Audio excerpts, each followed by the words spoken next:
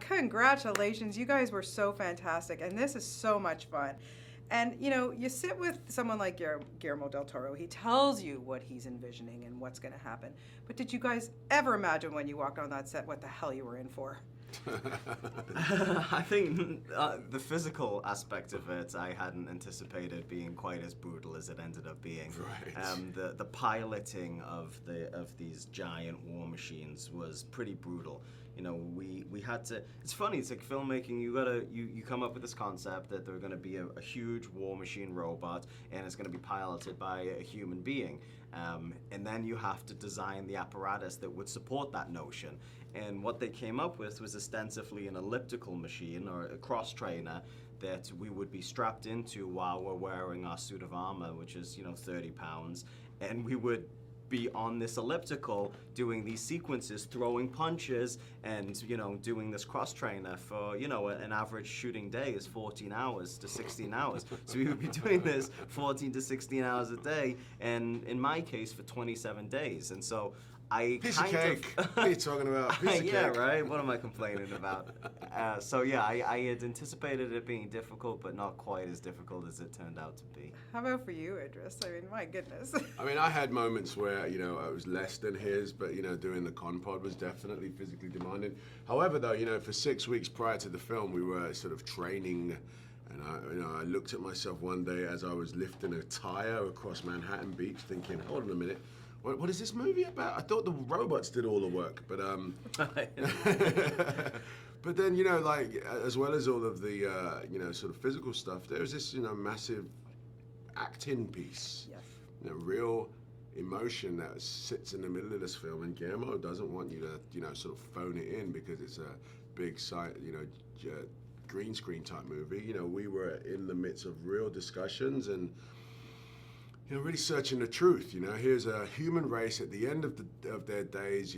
We are the resistance. You know what I mean? What does it feel like? That was actually a good challenge for us. I can imagine. Yeah, there's just so much going on. And of course, Guillermo is just the master. I was telling him, every time I talk to him, he's like a kid in a candy store. He feels like he's getting younger and younger as opposed to getting older. He's just amazing. Yeah, why is he so good at this kind of stuff? Because he lives it. He loves, this is the world in his mind that he resides in all the time. There's nobody out there, and I mean really nobody, that I think is more qualified and has more passion and integrity in making a film like this than Guillermo, because he goes to bed thinking about monsters at night and gets up in the middle of the night to go to the bathroom and sketches down like an idea for Monsterhead that he has. I mean, This is what he loves, and that's what you want in a filmmaker.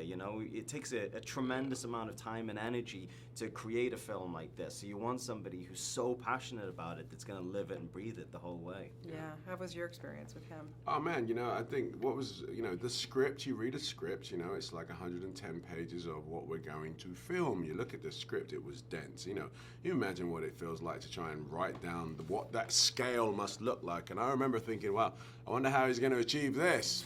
Let's see. And here he was in Toronto, on 5 different stages, was this huge world being built together piece by piece.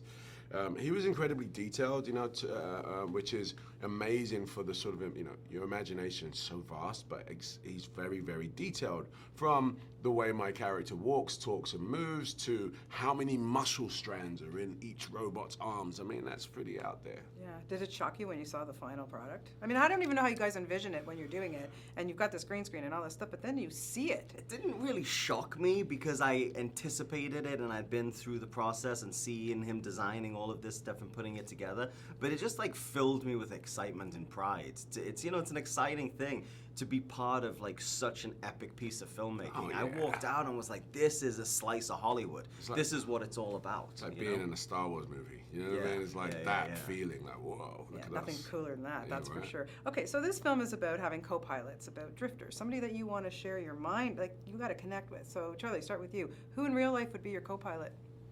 I would have to say my big brother. It's this. There's a theme in the film about the co-pilots being someone you have to be able to completely trust, but be compatible with, and really be able to anticipate what they're going to do in a situation. But also somebody that is going to have your back. And my big bro's been having my back since day one. So he's the guy. How about you? I think it might be my agent. My agent. We've been kicking down doors for about a good 20 years, so I think he'll be my co-pilot. Okay, that's a good one. That's a really good one. Ringo said she wanted to do with Guillermo. Whoa. I don't know if I'd want to share my brain with Guillermo. Yeah, No. you gotta know what you'd be drifting. Yeah, that'd be odd. Right. That And would he be wanted right. Stephen King. Ah, that's a good one.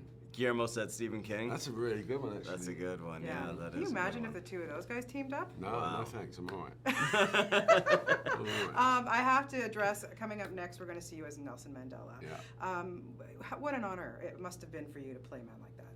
Yeah, absolutely. Incredible honor, and I'm very thankful for it. Absolutely. I can't wait to show the world the film. Did you get to meet him, or? No, I didn't get to meet him. So what kind of legacy do you think that man's going to leave? I mean, he has a legacy that remains to this day. That is, he's one of the our modern day saints. Modern day. In our generation. It's only one of him. Can't wait to see that. Sons of Anarchy. Is it now a thing that you have to have a movie or do stuff with Ron Perlman all the time? That's right. It's in my contract. I must always be no further than half a mile from Ron Perlman at all times. At all times.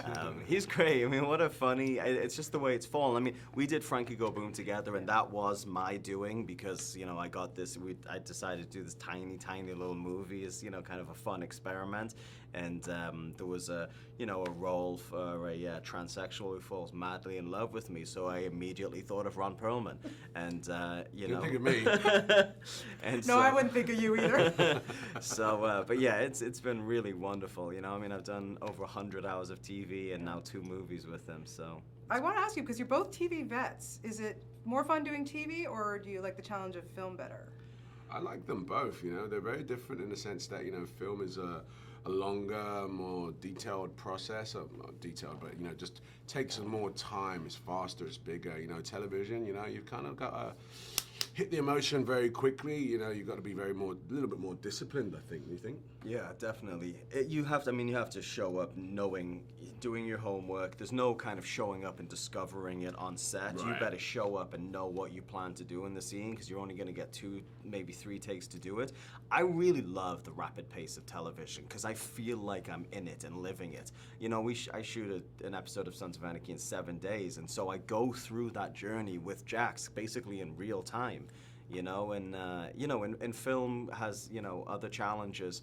It's a challenge to keep a, continuity of a character going over the course of 105 days like we did in this film. But then, of course, there's not as much compromise in film. There's a lot of compromise working so quickly as you do in TV. So they both have their pluses and their minuses. And, I think we're both just very fortunate that we get to do them both.